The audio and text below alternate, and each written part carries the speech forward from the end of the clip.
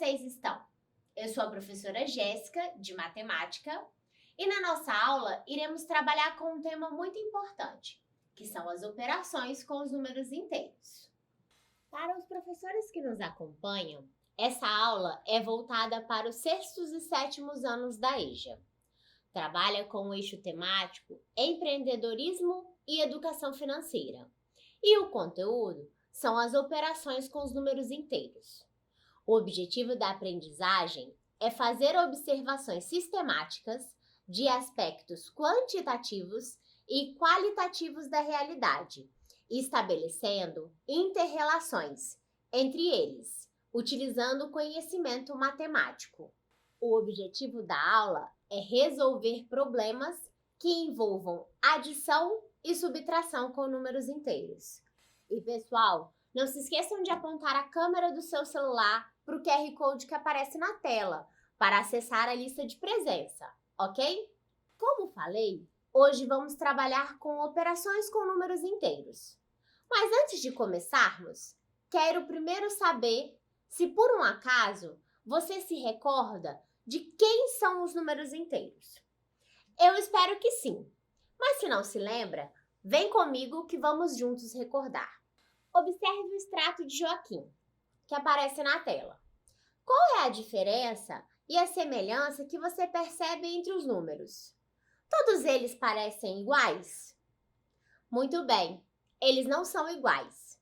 Uns têm sinal de menos na frente e outros aparecem com um sinal de mais.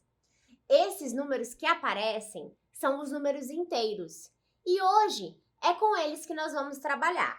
Tenho a certeza de que você já se deparou com números inteiros no seu cotidiano, só não percebeu quem eram eles.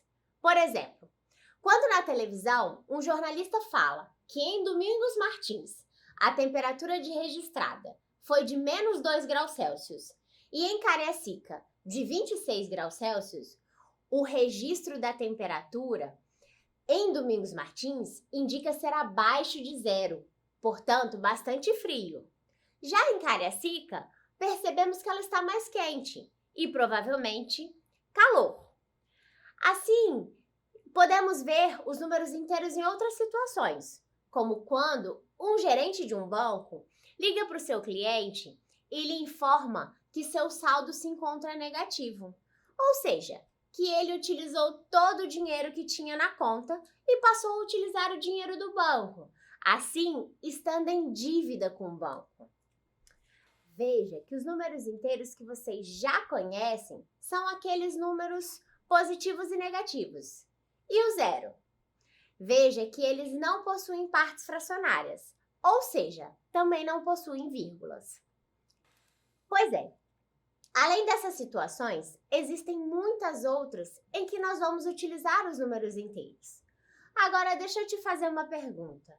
Você, por um acaso, sabe como um gerente do banco faz para saber que o saldo do cliente está negativo? Muito bem, eu vou te dizer.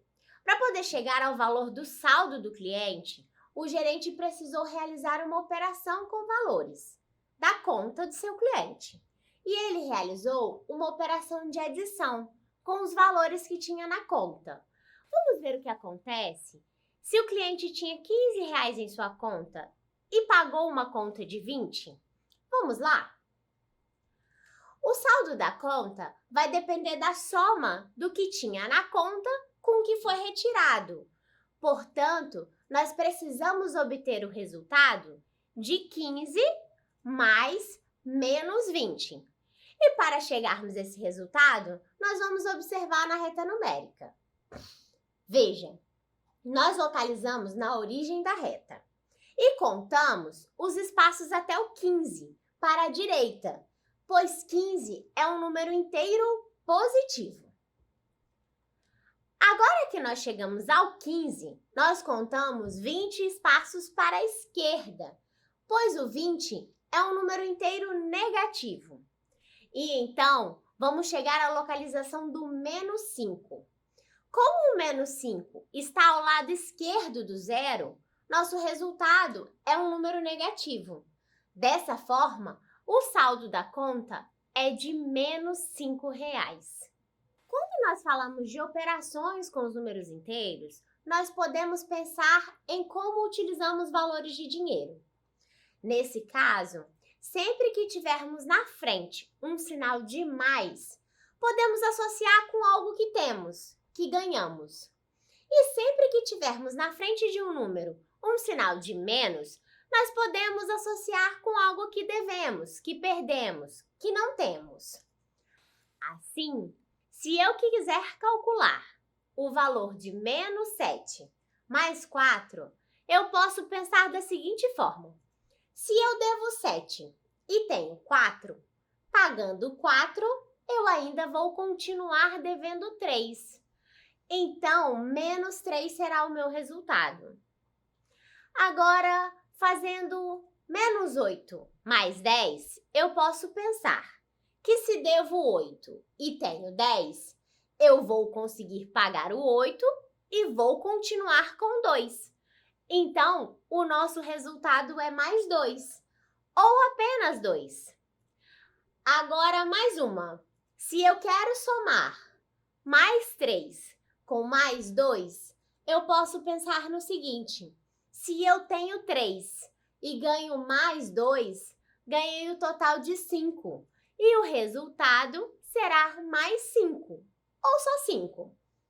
E por fim, se eu quiser somar menos 9 mais menos 3, pensaremos da seguinte maneira. Se eu devo 9 e eu também devo 3, eu vou juntar as duas dívidas em uma. Portanto, eu devo 12. E o resultado, então, será menos 12. Assim, na adição, quando os sinais são iguais, nós somamos os números e conservamos o sinal. E quando os sinais forem diferentes, nós subtraímos os números e conservamos o sinal do maior número no resultado. Lembrando que usamos os parênteses para não confundir qual é o sinal dos números e qual é o sinal da operação que nós estamos resolvendo, ok? Muito legal, né? Viu que quando pensamos no que temos e o que não temos, fica mais fácil de entender? Agora veja a seguinte situação. Joana acessou o extrato da sua conta bancária de 4 dias e observou diversas transações realizadas. Porém, ao imprimir esse extrato, o seu saldo atual não foi impresso. Qual o saldo atual de Joana no dia 10/4? Vou dar um tempo para vocês pensarem.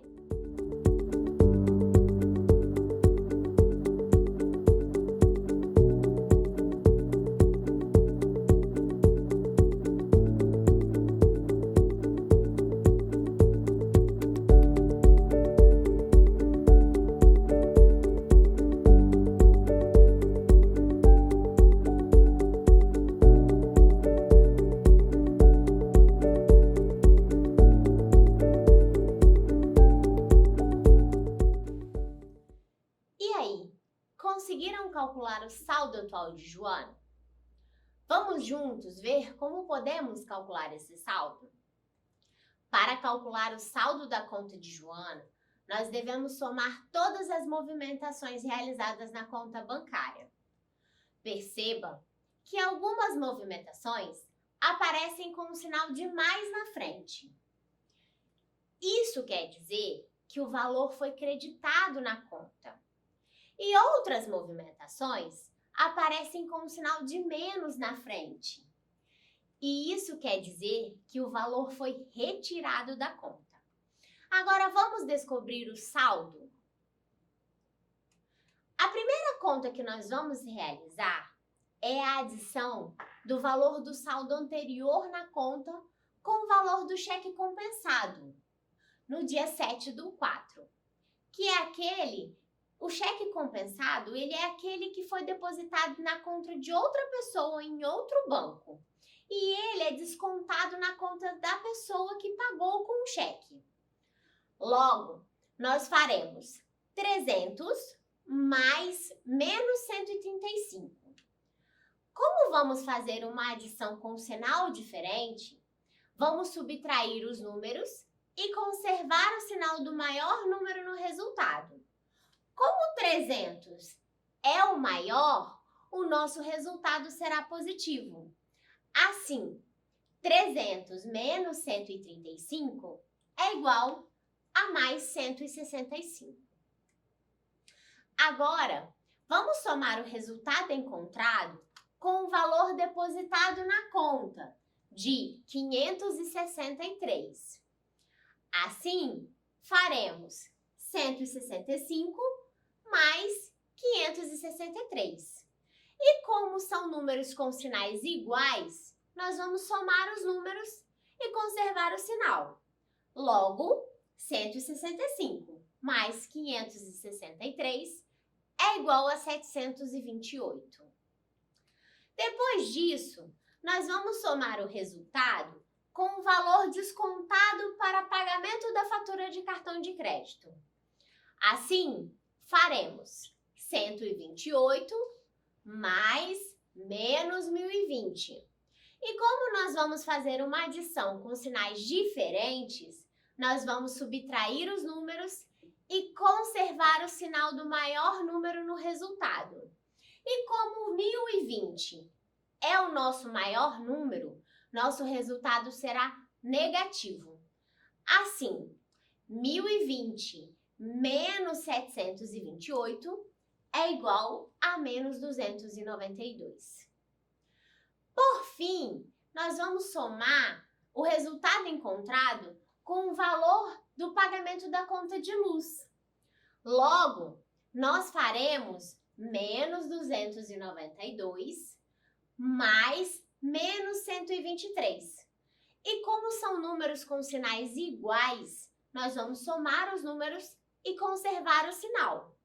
Logo, menos 292 mais menos 123 terá um resultado de menos 415. Assim, após realizarmos as operações de adição, nós descobrimos que Joana está com um saldo negativo em sua conta de R$ 415. E nesse caso, ela se encontra utilizando o seu cheque especial, que é uma linha de crédito pré-aprovada pelo banco desde a abertura da conta corrente, mesmo você sem ter solicitado. E pessoal, não se esqueçam de apontar a câmera do celular para o seu QR Code que aparece na tela para acessar a lista de presença, ok? Vamos agora treinar o nosso conhecimento. Veja a seguinte situação. Paulo é dono de uma padaria e no sábado teve um prejuízo de R$ 200. Já no domingo, ele teve um lucro de R$ 450. Nesse fim de semana, Paulo teve lucro ou prejuízo? E de quanto? Vou dar um tempo para vocês pensarem.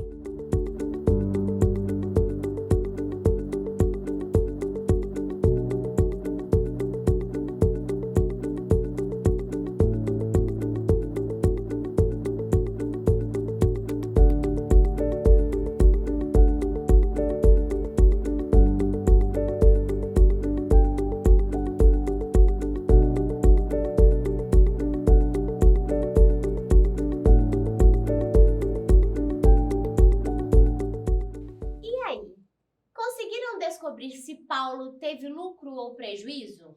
E de quanto? Vamos conferir as nossas respostas? Para podermos responder se Paulo teve lucro ou prejuízo, vamos precisar somar os valores de sábado e domingo. Assim, escrevemos menos 200, já que no sábado ele teve um prejuízo, mais 450, já que no domingo ele teve um lucro. Agora que nós escrevemos a conta, nós vamos fazer a conta. Como a nossa operação de soma, ela tem sinais diferentes, nós vamos subtrair os números e conservar o sinal do maior número no resultado. E como 450 é o nosso maior número, o resultado será positivo. Assim, 450 menos 200 é igual a mais 250.